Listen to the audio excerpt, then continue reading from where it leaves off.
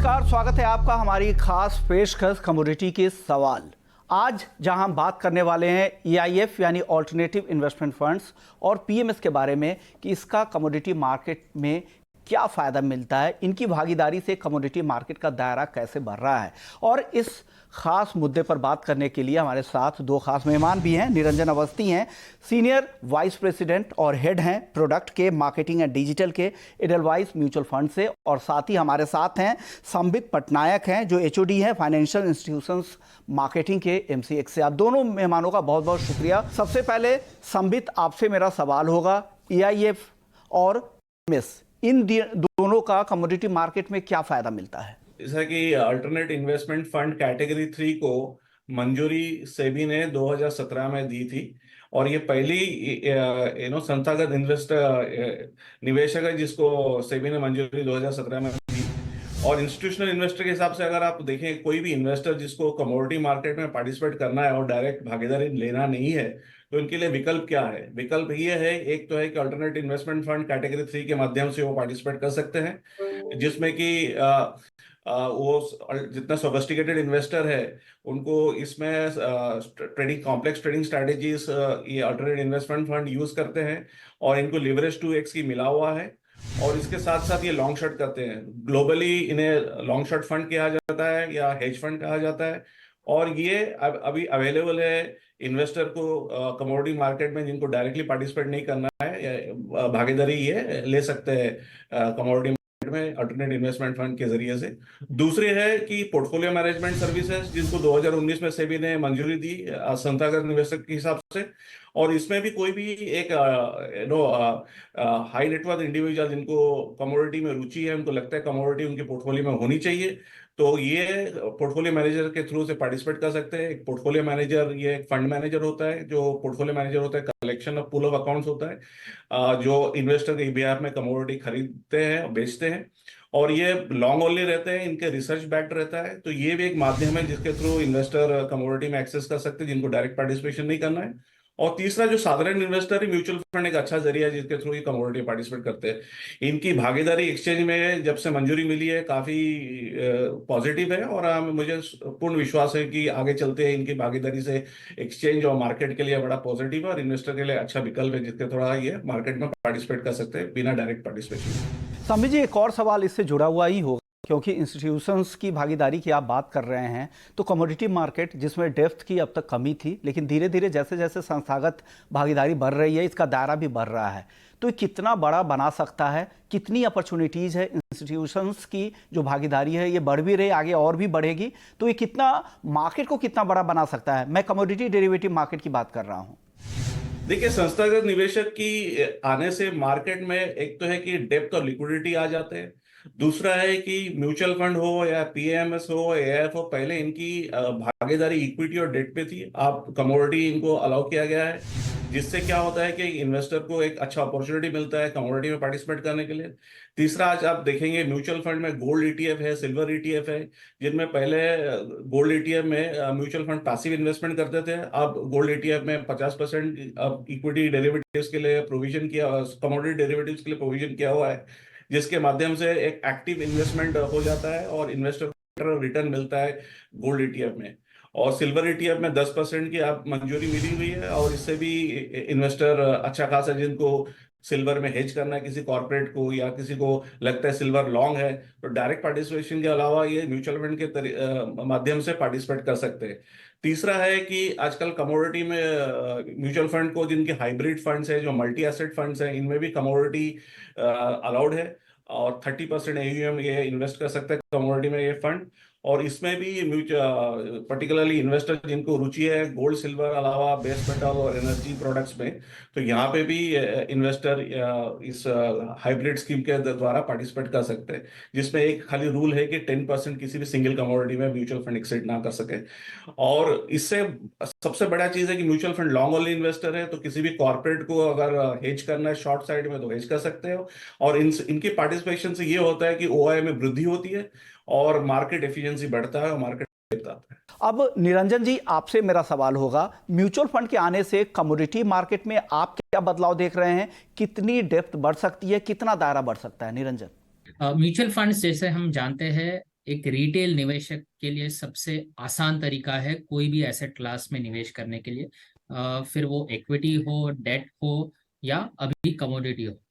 तो mutual fund के द्वारा काफी रिटेल निवेशक कमोडिटीज मार्केट में आ सकते हैं, बिकॉज लो कॉस्ट और एक आसान जरिया है।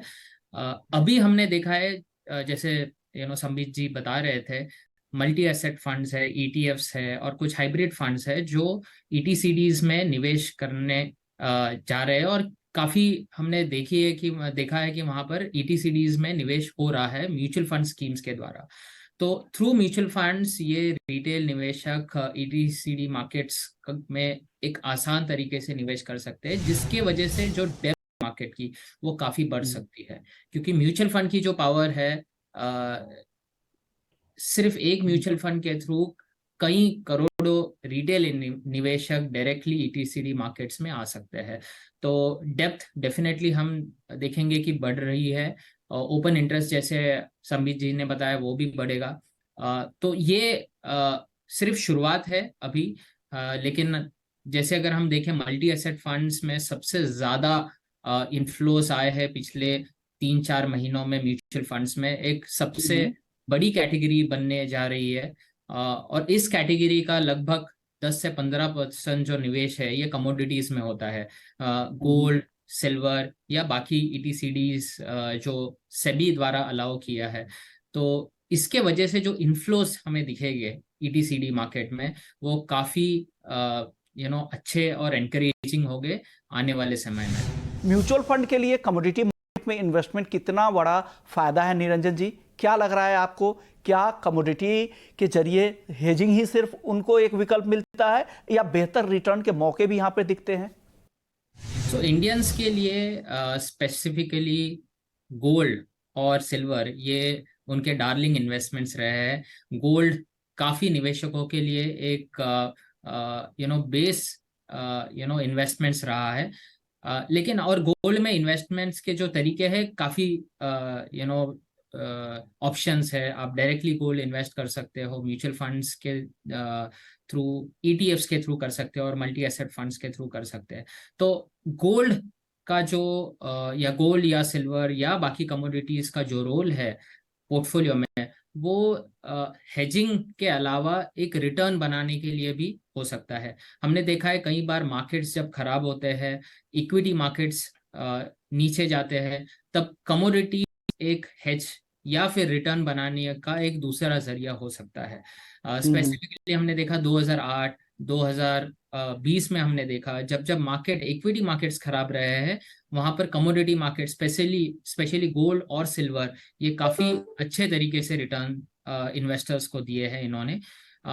सो म्यूचुअल फंड्स के लिए एक डाइवर्सिफिकेशन का बेनिफिट अपने निवेशकों को देने का एक मौका मिलता है कमोडिटीज में और बाकी ईटीसीडीज में। ओके, चलिए कुछ सवाल जवाब को भी शामिल करते हैं। हमारे साथ पहले दर्शक जिन्होंने सवाल भेजा है उनका नाम है रोहन, है मुंबई से। ये जानना चाह रहे थे कि एआईएफ ऑल्टरनेटिव इन्वेस्टमेंट फंड्स और पीएमएस में क्या फ़र्क है।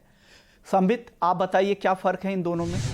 देखिए, अल्टरनेट इन्वेस्टमेंट फंड जो कैटेगरी 3 है, ये बेसिकली क्लोज एंडेड स्कीम्स रहते हैं किसी भी एएफ का, और जिसमें कि कोई भी सोफिस्टिकेटेड इन्वेस्टर है, इनको पहले समझना है कि इसकी रिस्क फैक्टर क्या है। ये हाई रिस्क हाई रिटर्न वाला है, बट इसमें काफी कॉम्प्लेक्स स्ट्रेटेजी, जैसे मैंने पहले कहा, लगाते हैं लोग और इनसे रिटर्न बेटर होता है। तो किसी भी इन्वेस्टर को लगता है कि कमोडिटी एक पोर्टफोलियो में होना चाहिए फॉर, जैसे निरंजन ने कहा, for better diversification and risk adjusted return, तो ये सब समझ के वो एआईएफ पे इन्वेस्ट कर सकते हैं।